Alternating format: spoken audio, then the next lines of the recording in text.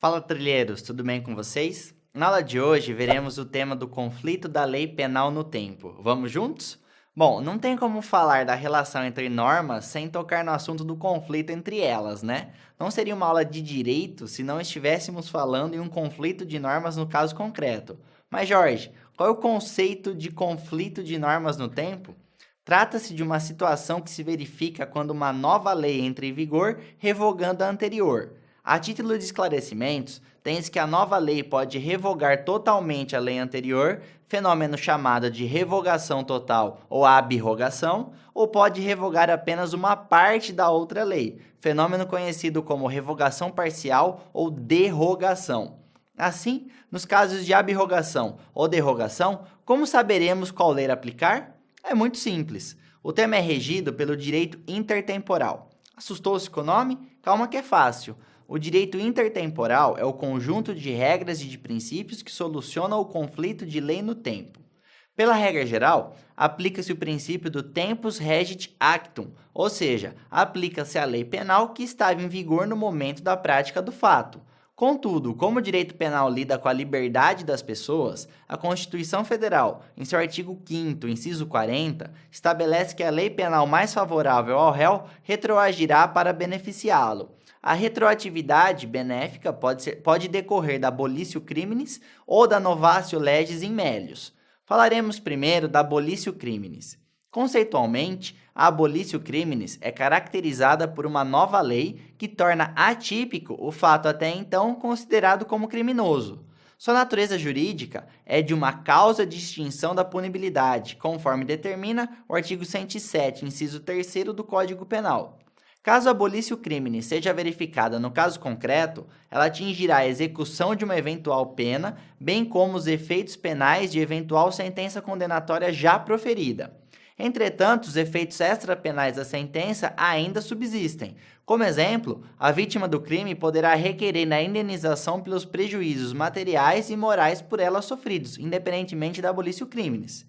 Como requisitos, a abolitio criminis apresenta a revogação formal do tipo penal, ou seja, o crime deixa de existir, além da supressão material do fato criminoso, ou seja, nenhum crime semelhante poderá ser criado em seu lugar.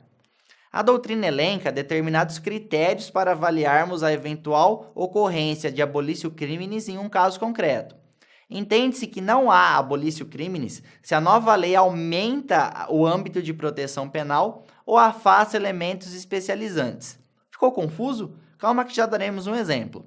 O novo Estatuto do Desarmamento revogou a antiga Lei de Armas. Entretanto, não houve abolitio criminis, pois todas as condutas consideradas crimes previstas na primeira lei foram mantidas e as penas foram majoradas e se criaram ainda novas outras condutas que foram consideradas crimes. Outro exemplo ocorre com a atual redação do crime de estupro, posto que ele contempla as condutas que antes caracterizavam os crimes de atentado violento ao pudor e estupro mesmo. E os elementos especializantes?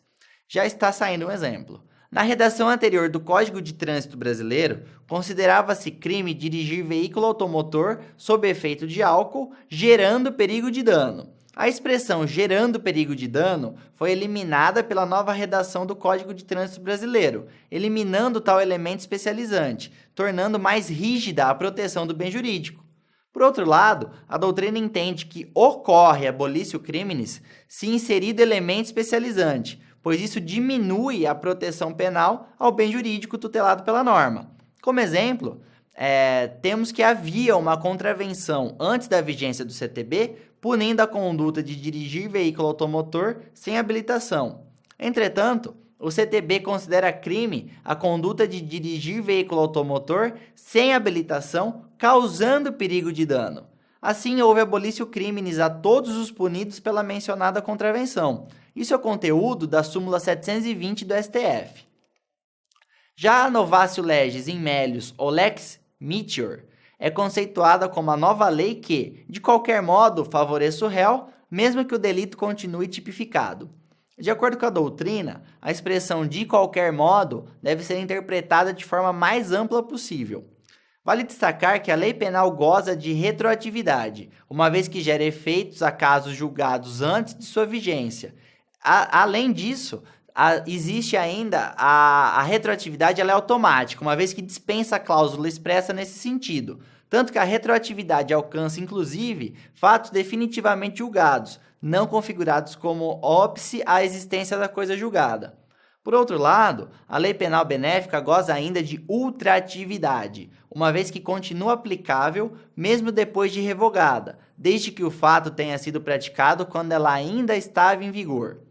Entendido que é a nova lei penal mais benéfica, cabe questionar qual seria o juiz competente para sua aplicação. De início, já adianto que a competência varia conforme o momento em que tramita a persecução penal. Se a ação penal tramita no juiz de primeira instância, competirá a ele a aplicação. Se a ação penal tramita em algum tribunal, seja em grau de recurso, seja em competência originária, competirá ao respectivo tribunal a aplicação. Por fim, de acordo com a súmula 611 do STF, transitada em julgado a sentença condenatória, compete ao juízo das execuções a aplicação da lei penal mais benigna. Bom, mas galera, pensa assim, se existe uma nova lei que melhora a situação do réu, não pode existir uma nova lei que piore a situação dele também? Esse é o assunto que encerraremos a aula de hoje. Bom, a novatio legis incriminadora ou neocriminalização é a nova lei que cria um novo crime que não existia antes. Como surge um crime novo no ordenamento jurídico, tem-se que essa lei nunca retroage, sendo esse efeito decorrência do princípio da anterioridade. Já a novatio legis impejus ou lex gravior é a nova lei que, de qualquer modo, prejudica o agente. A distinção com o anterior é que na novatio legis impejus o crime já existia e a nova lei somente agrava a situação do réu. De modo semelhante, tem-se que essa lei nunca retroage, sendo novamente uma consequência do princípio da anterioridade. Bom, galera, é isso. Um abraço e bons estudos.